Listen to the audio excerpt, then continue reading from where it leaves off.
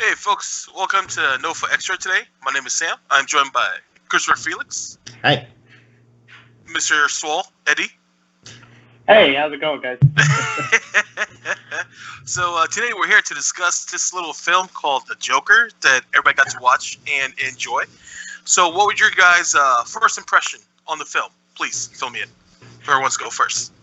I'll go first. I enjoyed the movie. I really liked it. I my only issue was like the first thing I said was like literally the next person I saw who hadn't seen the movie. They're like, I'm afraid it looks like a really great movie that they just kind of wedged the Joker like mask onto. Because I feel like it's a great movie about a guy going through mental illness, and he has a moment where he breaks, and that's they're like, oh, also this could work with the Joker. Yeah. I just saw it last night. I'm still thinking about it. Like, I still think it's a great movie. It's well shot, well done. But I'm still debating, like, did it have to be a Joker movie, or was it just so that they could get those Joker fans, Batman fans, DC fans hyped I like about it? that. I like that outlook on it. I like that outlook. What about you, Flex? Hit me up. Well, you guys already know I loved it. If you listen to the last episode, regular numeric episode, I praised the hell out of it. So far, I mean, every day that's passed, it's really like stuck with me, and it's quickly becoming like one of my favorites of the year so far. And I totally get what you're saying, Eddie. Like, I can absolutely 100% agree that the reason why it's so successful is well renowned, or at least noted right now, because it has a damn DC character label on it. There's so many movies that come out all the time that are about this sort of genre, but because it has such a familiar character on it, that's really the main reason why it has as much attention as it has going on right now. Hence all the controversy. Beside all that, though, I mean, I love the film. I thought it was beautifully done. It was well shot. It's a great story. I know it's disturbing subject matter, and I know everybody won't shut up about that. But I really think it just tells a really, really great story, and it doesn't, sort of negate, the issues that it's talking about. It gives explanation and a reasoning to it. It's not, like I said before, it's not just a random dude. He is a random dude, but like we get to know why he becomes where he is, and it's a tragic story, and yeah, you do feel a lot of empathy towards the character, at least in the very beginning, until he passes that point of no redemption. But that's what's great about the movie, man. It really makes you feel so much beginning to end, and I really can't wait to see it again, honestly. I thought it was amazing how Joaquin Phoenix lost all that weight, got into the mindset of the character, and really devoted himself to the role of this movie itself. Like, from start to finish, you're just like, wow. You're like just in shock the whole time, right? And then just there's so many key scenes that just pulls you back, and you're like, damn, he really pushed himself to that limit.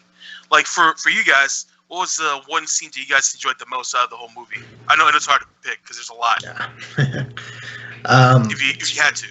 I mean, there's a lot of scenes I can really pick, but I mean, I guess the scene that really stands out the most is the beginning of the transformation in the end, when he starts putting on the makeup before his former coworkers show up. But I love that whole sequence, just that painting up until that sequence where the coworkers show up, and then that whole sequence. We're talking spoilers now, so we're going full spoilers. Oh yeah, go for it, bro. So I love everything, just seeing the craziness. I love the opening line when the guy's knocking his door, and they're like, "What are you doing?" Like, "Oh, my mom's dead. I'm celebrating." Like, that's fucking hilarious, and I love it because it's a combination of extreme violence and like kind of terror mixed with that sick, morbid humor that Joker is known for. With the little guy trying to get out, not being able to reach the latch. I so uncomfortably laughed. It was so like messed up. Half my theater laughed, and then like other people started kind of chuckling, and it was like, it's okay to laugh. It's a fucked up situation, and the only thing to do is laugh. That's what a lot of people, I think, miss with Joker. They're like, you have the crazy people who are like, oh, you should do what the Joker does. He's got it right. His beliefs on society. Like, no, what he's doing is fucked up. And so, there's just like there's a dark humor that like. Of course, like, every time they open the book and, like, there's this dark jokes in the book, I'm fucking cracking up. I'm like, they're fucking stupid, but those are my kind of fucking dumb jokes. Like, I hope my death makes, like, my girlfriend, I was watching with my girlfriend, and it's like, I hope my death makes more sense than my life did. And I went, haha, it's a pun. It's sense. And she goes, yeah, I know. And I'm like, but it's like a bad joke. And I'm like, it's probably not supposed to be a bad joke to him when he's doing his stand-up and everything. But there was a lot of awkward, like, there's a lot of moments where he's laughing, where he can't control it. Yeah. It's such an awkward point that everyone in the audience starts fucking laughing because they're like, Jesus Christ, he won't stop laughing, right? And it's like, you're like laughing in an awkwardness because you know he can't control it and, you know, the things that happen because of it. I thought it was crazy. By the way. I have to say, when the movie started and the kids beat him up and take his sign, and like literally the scene starts where he's just cackling, I'm like, nope, this is gonna be a long 2 fucking hours. I can't do this because I was like, they hadn't explained that at the time, and I was just like, nope. But yeah, I'm glad I was wrong. Yeah, and I think that reveal is like brilliant. That they actually gave a reasoning to Joker's laugh because we've never had that before, other than he's just psycho. Yeah, exactly. For it to be a condition, that's beautiful. Yeah, like I'd say one of my favorite scenes was that scene where his coworkers showed up. Like that scene alone, the whole it's locked, but he's letting him go, but he can't reach it. Like I couldn't stop laughing about it. I was like, oh man, that's so fucked up. But then again, you know, with our group, we do laugh at fucked up jokes, you know. Yeah, like I had so many emotions going through that scene because like it's just terrifying, you know, like how he's behaving, and you know, like you see the kill coming, but it's still brutal when it happens. Yeah. And then I'm so like afraid for the little guy because he's so freaked out. You know, I'm like, oh my god, I don't want anything to happen to this guy. And then you get that sick, twisted humor moment, and then you also get that moment of levity where it's like he says, "Hey, you're the only one that was ever nice to me," and he kisses him on there's that small pure moment where he realized that there was someone kind in the world, and he's repaying the kindness, you know, the one time, and he's trying to do his best, and that's it. Everyone else is going to get fucked off. Yeah, I think Adam on the podcast reminded everyone of Billy Madison and how he makes that phone call to apologize, right? Yeah. My first thought, though, was actually Dane Cook and candy bars. When it happened, like in my head, I was like, "Thanks for the candy bars." Yep, like, exactly. Yeah. And that was one of the points that I brought up, man. It's like it takes that just shows the power that we have as people, man. For people that are having those kinds of issues, be nice, man. There's really no reason to be dicks to each other, just in general, dude. And that just really goes to show how much power we have in our hands. Like, you were nice, so I'm gonna let you go. It costs you nothing to be polite to another person. Mm. You never know what that person's going through. Like, but it does cost quite a bit putting up with Eddie's dad jokes. Yeah. Both of you. What are you guys talking about? So, like, the line in a lot of things, Killing Joke and other things, like, it just takes one bad day. But no, that's usually not what happens to people. It's you're having a bad day that turns into a bad week, that turns into a bad month, that turns into a bad couple months, that turns into a bad year.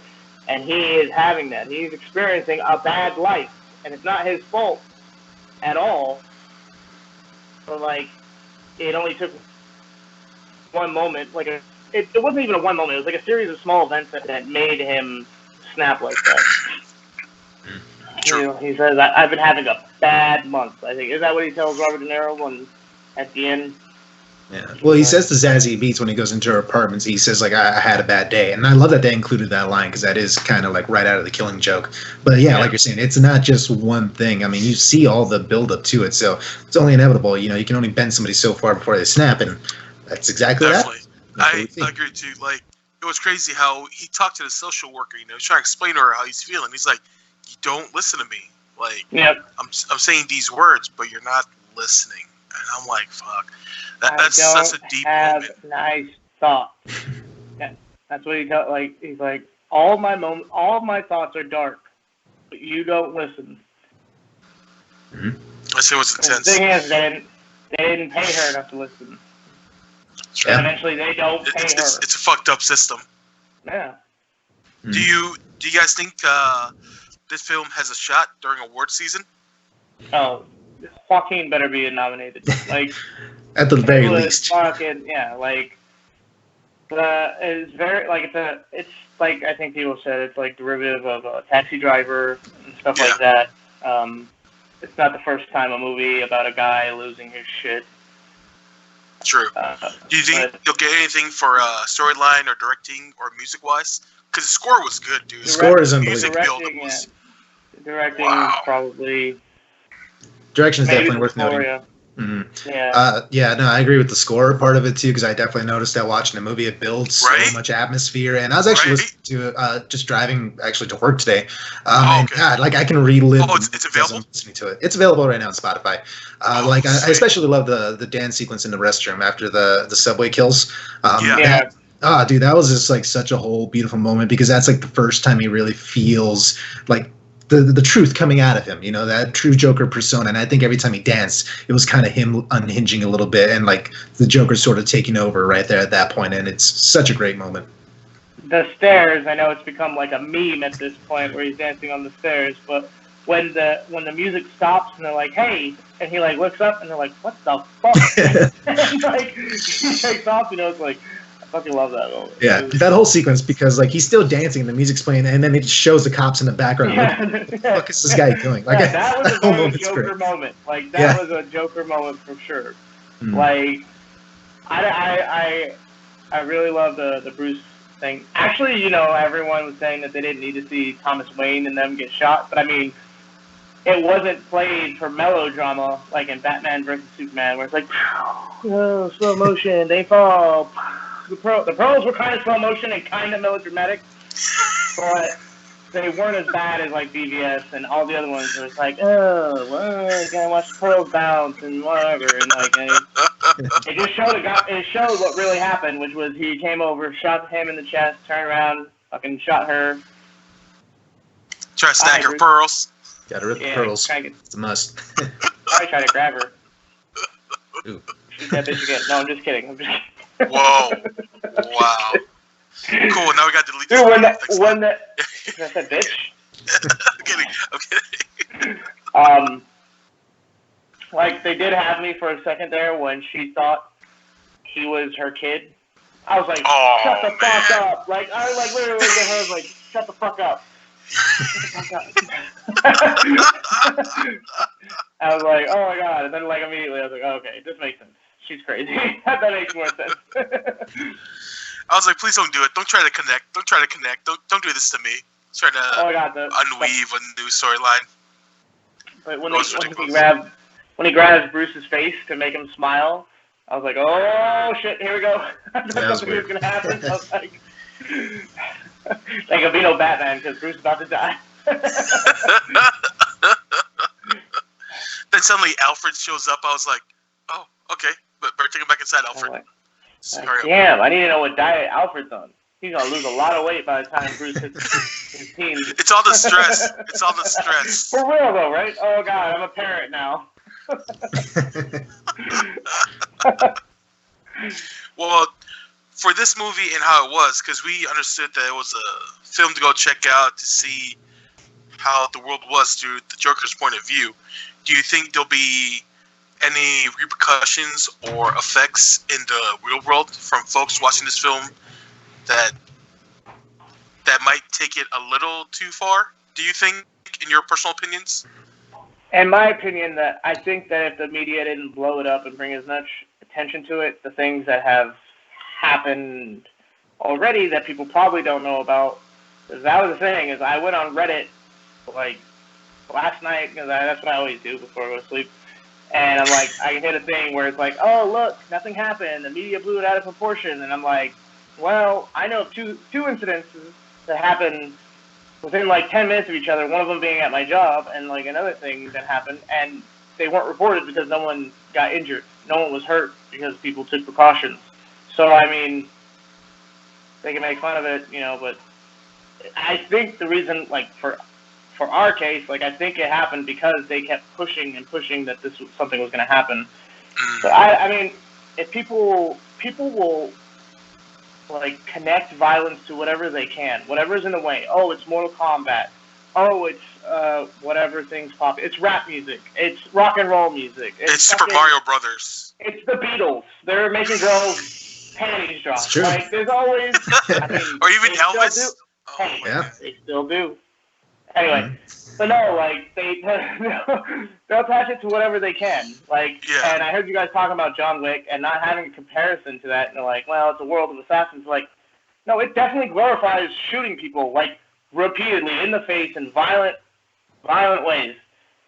The reason why the Joker feels like that is because it feels like when you were killing 100 people on screen, the same reason why we become like used to real shootings. It's be like, oh, someone got shot in the news today. Oh, okay, because it happens so often, unfortunately.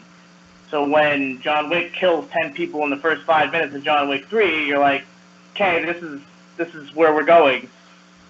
He killed how many people in the Joker movie? 6, 3, 4, I 5, 6? 6 people. 6. Yeah. But when they happen, the way they happen, suddenly and violently, you know, the way that they're shot to look that violent, that's why we take it differently than John Wick. But people are gonna blame whatever they want to blame. Yeah, true.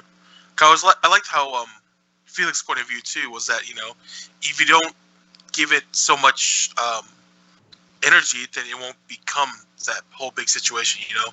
Right. Like when Flex was saying on the podcast, like he brought up a good point. Like if you keep feeding it, then it's gonna become bigger. But if you don't, and just let it be, then it'll just be a movie. You know what I mean? Yeah. But to have us hear about the incidents, that's just crazy, you know. Yeah. The thing with the Dark Knight, the guy who got up and shot up the theater, he didn't like worship the Joker, as far as I know. He just knew people were going to be there on opening weekend, and that's why he did it. It had nothing to do with the Joker or anything, but people attach it to that movie because that's what the movie was going on. Like, if a church movie was going on, do you think we would have heard the same thing? No. Totally different. Oh no, it's definitely not about that movie who God touched his hand and he could walk again. Whatever, you know. I don't fucking watch those movies. I'm just saying. Yeah, like, so I'll follow up with that. Like, that's exactly what I was saying on the show. It's like it's like the media won't let up until they get the shooting that they want, basically, because like that's all I constantly keep seeing. It's like, oh, like, you know, it's inevitable, or like, is it causing violence? Like, you keep drawing this violent, you know, like, just ties to it. And I get it. It's a very realistic, dark, fucked up movie, but there's plenty of things like that. Taxi Driver is just as bad, and I know that's a movie that gets compared to a lot. Yeah, there's a sequence in there where Martin Scorsese himself is in the cab telling De Niro some real, like, fucked up shit about killing his wife and, like, what a gun can do to a woman, you know? And this movie's on Netflix, a much more accessible place than the movie theater right now. So, like, it's just, like, people just want to see this violent thing happen. And if you keep bringing it up and you keep feeding the trolls that, you know, this fear that society has over it, then, yeah, of course, that's going to be the place where they're all drawn to, and they're going to commit their violent act. And I get it. Sometimes things are just inevitable. It's bound to happen no matter what we do. There's no safe place realistically in this world. But like I said, if you just keep, you know, forcing in that direction, the moment something does happen, people are going to be like, oh, see, I told you, this movie did it. Exactly. It's the shotgun approach. I'll just keep firing the shotgun until I hit something. Like, oh, someone shot someone with the gun, it's this, you know, it's not. It's yeah, they're just, they like it because then they do get that moment of we were right, and then it's like, oh, now my channel gets more hits, or my video gets more hits, or whatever. Oh, man. It is a lot of clickbait. Every news outlet that I follow, or every YouTuber, whatever it is, dude, they're all posting the same kind of content. I mean, hell, we're doing the same thing right now, let's be honest. Yeah. But they're all really looking at the violent aspect of it, where we just want to have our conversation. And that's the biggest difference with it. Everybody just wants to get mad, but nobody wants to have a conversation about what this movie is. They just want to point to talking about this is the catalyst for violence, you know, amongst society. Like, we're talking about the movie and how it was artistic, how it was different, how it was done really well. Like, we're talking about the art itself, you know what I mean? Like, we're talking about how this actor, you know, really, like, pushed himself for this role. Like, you know, we're talking about just the artistic ways of how he lost all that weight. Like, he was skin and bones, you know? The first scene you see of him skin and bones, you're like, oh my gosh. You feel I want to know what he was doing with his left shoulder. That bothered me every time I saw him. What do you mean? Shoulder. Like, it looked like it was bulged out, like, back here. If you watch the movie again, when he has his shirt off and you're like, actually see him, like, reaching, like, bending down to grab something, his shoulder looks like It's huge. Like, it looks like a humpback almost. Like, I don't know how he could have did it. I don't know if they did it or if it was just the angle that I saw. But yeah, I was like, what the fuck? And I was like, the whole time, I'm like, how is this going to connect to? Because I know that they said it could be or it might not be connected to the next Batman or whatever. I'm like, is it because he's so skinny right now that we don't know how old he actually is? Is he supposed to be younger than what like actor like Joaquin playing him is in real life? Or, you know, because I wouldn't mind a more serious Batman, but also I would love if he was playing the Joker again and it was a more what we know as a Joker, you know. But of course, because it's a movie, there'll be more like violence or whatever. Oh, you don't want any more Jared Leto? God, he should be embarrassed after watching this. Honestly, garbage.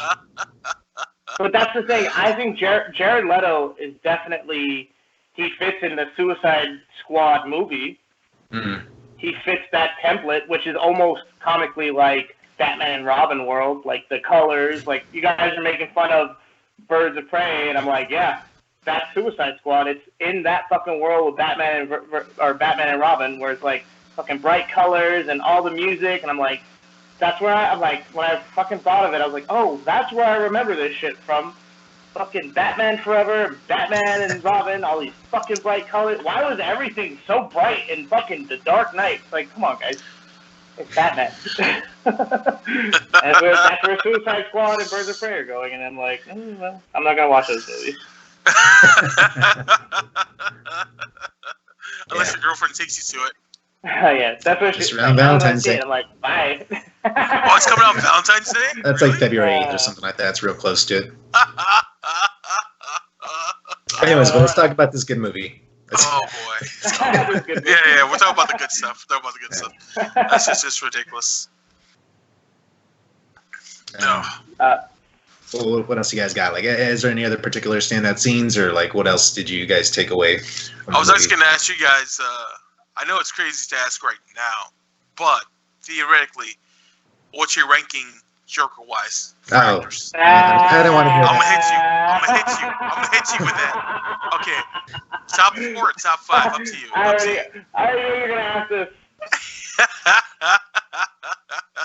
I mean, they're so hard to compare because they're all so different. Like, literally, they're all so different. From Cesar Romero to Jack Nicholson, totally different. I mean, still the more cartoony ones. Then you have somebody like Heath Ledger to completely spun it around, and now this. Well, I was going to ask you to include Mark Hamill, too. Oh, well. Mark Hamill's still number 1. That's probably number 1 then. Still. Because look how much character he gives that character without more than his voice. I mean, I know it's animated. Obviously, we see the cartoon. Yeah. But that voice gives it so much like character and dynamic and just so many different levels, dude. And the like, range, the tone, the perfect laugh. Yeah, like I can't do that laugh still. Like it doesn't matter how much I want to try to be like you can't. The only person I've seen do it is the guy who voices Joel in The Last of Us. I mean, he did Joker in the prequel for Arkham. And he basically just did Mark Hamill's Joker, and he did it really well. Troy Baker, that's what I'm thinking. Troy Baker, thank you. And he, like, I always pull up the line when you see him do it in person. It's really creepy. Like, it's just crazy that the way he does it, because he does it. Yeah, he did it at like a Comic-Con or something, or maybe it was E3. But there's a live version of him doing it, and he's got his finger like this against his throat. I don't know if it's helping him, but he's like, I've never done this in person. And he goes, hold on. And he fucking does a speech from the monologue from The Killing Joke. Ooh. And he does the fucking laugh, and it's so fucking creepy. I'm like, oh my god. But yeah, Mark Hamill shouldn't even be on the list because he's like God tier. Okay. He is Joker. He's what other Jokers aspire to be. Yeah, exactly. They're like. All right, give me your list so far. All right, so I really can't give a particular order. But just what Joaquin Phoenix was able to do without Batman says a lot. I mean, the fact that we got to see the little transformation of him into the Joker, because I feel like he wasn't really Joker till the very end. You know, like once he rubbed the smile. Actually, that's another scene that I got to point out. Him rubbing the bloody smile. Yes. Holy shit. God, I want a poster of that. I got hyped on that. Yeah, so it's really hard to say. I can't really give a particular order, but I got to say Joaquin Phoenix hands down gives one of my favorites right now. Heath Ledger, of course, like he changed the game of the character. Like, you know, he made you. It's the first time you believed that this character could exist in the real world. And so credit to her, that is due right there. Jack Nicholson, I mean, again, I love him. He made it like, very, very popular, very iconic, just what that character was. Very much a Tim Burton character, but it's still great. Not the super violent one that we have nowadays, but just an awesome mobster, dude. He was fun to watch. And then Jared Leto. Fuck me, whatever. That's garbage. Okay, garbage. That's fine. Garbage. It's really hard for me because you know what? I've only seen The Dark Knight once, like all the way through. Oh. I saw it in theaters, and I was like, why did it? I'm like, this is gonna sound really bad. I've never said it in any kind of recording, but this is gonna sound really bad. I'm like, I'm really sad that this guy is dead because there's not gonna be another Joker like him. That's exactly what I told the person I went to the movie with that night. And I was like, that's really bad of me. To be fair, that's the saddest I am about this. all honesty, dude. To be fair, same thing. I did the same thing. Me and Jimmy went to go watch it together, and the movie was so good, so compelling. And that line where he tells Batman, "I can see us doing this forever," it hurt me. It hurt my heart inside so much. And like I looked at Jimmy, and we're both like tearing up. I'm like, nope, I'm not crying. I'm not crying. Oh yeah, So and I've seen this movie the same amount of times. I still think that Heath Ledger, like I have to watch it again. I'll probably have to watch both of them again now.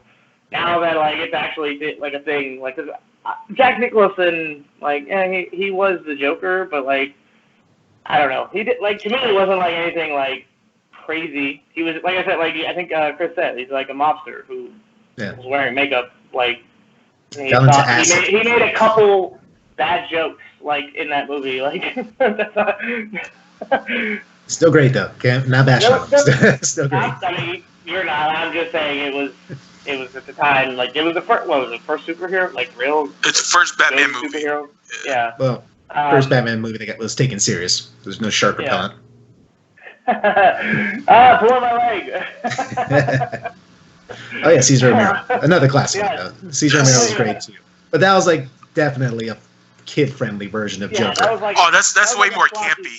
That's different realm. Campy kid for kids. I wouldn't. But even then, both of the new Jokers call back to that with the masks. I love it. Like I mean, it's kind of unfair because I like literally just saw this movie like less than 12 hours ago, and I have a lot of that Joker in my head right now. And like other than scenes, like because obviously you can't go on the internet without seeing scenes of Heath Ledger. I have to watch it again, but I still give Heath Ledger because not I mean maybe that's not it's working in his favor that he was with Batman, like they were working back and forth like off of each other, so it was a little different. It's also a way different movie. It's like you were seeing into the psyche of the Joker. You were seeing this is what I am now, and I'm just here to have fun, and that's him working off of Batman, he was trying to show Batman that he could be what he is. Yeah. But if you're not, we're gonna have a little fun because me, I'm not gonna do what. Hang on, give us a second, Eddie. You're lagging. Alright, it should be good now. I can hear you. I can hear you. We're good. But your camera froze. Okay, now you caught up. Okay, we're good. Okay. Yeah, but totally forgot what I was gonna say now. But no, like how you're saying, like with just how Joker is trying to match wits with Batman in The Dark Knight. That's what I love about this new Joker movie is that, like I said on the show, this is what happens when you go the wrong way. When it's same with Batman's story. They both experience extreme trauma at a young age, and this is what happens when you go in two different directions. Batman went one way, well, that's what we got, and then Joker went a completely different way, and this is what we get. So, and then again, like, touching on the whole violent, nature and, controversy, whatever, it's a fucking Joker. What did you expect when he went ultra violent? I mean, The Killing Joke is one of the most famous comics of all time. And in that comics, it depicts him paralyzing Barbara Gordon in front of her dad and, taking crazy photos of her and potentially, raping her. We don't know. That's kind of the, sort of the little mystery of the book.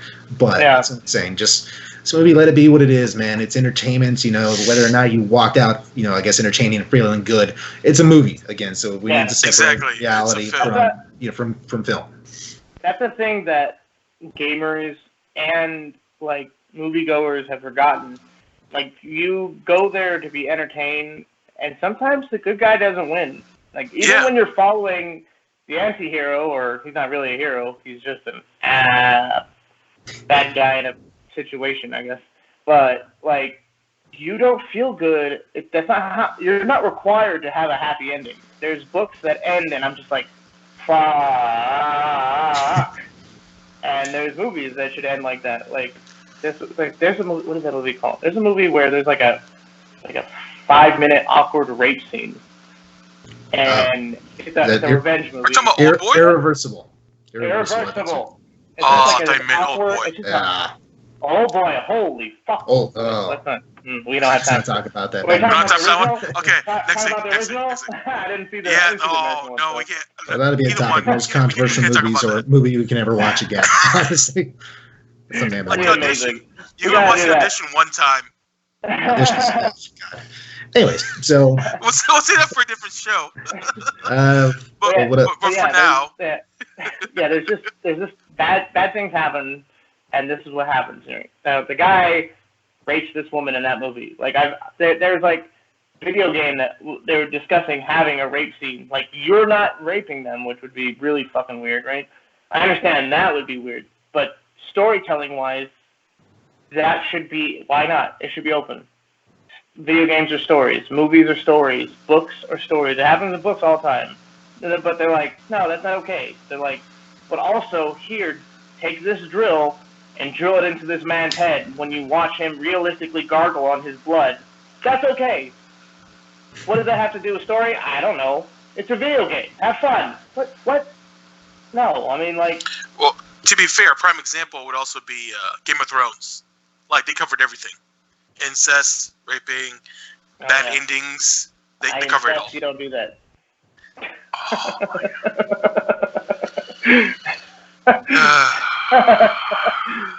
all right, folks, we're getting a show canceled. I had to do it once. Jamie Lannister, he did it like 4 times. He incested too much. He did not incest to stop or whatever. Some dumb joke. No. Oh my God, this guy's killing me. Am I dragging this on too long? I don't care. I just forgot what movie we were talking about now. We're talking about Joker. This guy.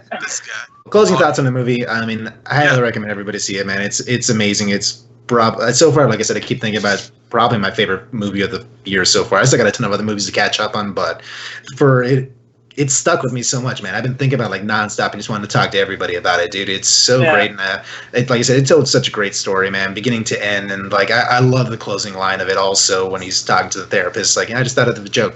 You wouldn't get it. Like, I love that little ambiguity right there, dude. And it's a perfect way to close out this story, dude. And him walking with the bloody footprints, then being chased like Bugs Bunny style. So great. That was so crazy. That was so crazy. I thought something else was going down too, man, but it was. I was just like, damn. I guess he killed her with a bloody footprints. Yeah. Before we leave, ranking who had the best laugh? The Jokers. Ooh. Because I don't think Heath Ledger really laughed. He had some cackles, but it wasn't the most prominent feature about him. Yeah, Mark Hamill, like I said, he still has the signature laugh, if you ask me. Mine's always going to be Mark Hamill, because that's like just... It's what I grew up with. Yeah, but this was really, really good, too, with Joaquin. It was a good one. Yeah, like I love that. Like it hurt him, like he's like gasping for breath and clutching at his chest. Like it's crazy, man. And then like by the end, it seemed a little bit more at ease with him. Like he really kind of come to terms with it. Like I love that evolution. Yeah, dude. He tells her that wasn't me. That was me. This is the real me, or whatever. Like when he's the laughing, it's part of him. Yeah, like you said, there's so many like just little things that just you show the evolution of the character, man. I like the detail of him traveling around with the card to get people to read. It was a great movie. It was nice little nuance. I'm not gonna lie. When he first handed that card and I read it, I leaned over to my girlfriend. I said, "I think I have that problem." Laughing at the wrong moments. Oh, that's a real crazy point out that. I love that scene in the club too, where he's the only one laughing like out of sync with everybody else. That just really goes to show how messed up he is, and he's kind of like trying to find like, what's up? Like, why aren't you laughing at that? Like, I love that little moment. he's not laughing at the punchline. He's laughing at the build-up. Yeah. And then everyone else laughs, and then he tries to laugh because then he's trying to like, oh yeah, I got that. Yeah. It was a terrible car wreck you can't look away from. It was done really well. I thought definitely worth checking out. I think, dude. I still have a score somewhere between 8 and 9. It's still a 9.5 for me. Like I said, I loved it. It's fantastic. I can't wait to see it again. Cool. Sounds good. All right, gents. Thank you for joining me today. And let you folks know we'll try bringing more video content your way. I know we got some things in work with Mr. Flex over here. Oh, yeah. Hit you guys back up. I know we got some Halloween stuff, right? Spooky month. Yeah, time for scary games. Watch me be a little bitch online. Maybe we can do those ghost pepper chips. See who survives. Oh, yeah. I want to do that. Oh, okay. We'll talk about it after the show. Okay. This has no room on this episode. All right, guys. I'll hit you up later. All right, later, guys. All right. Peace out. Have a good night.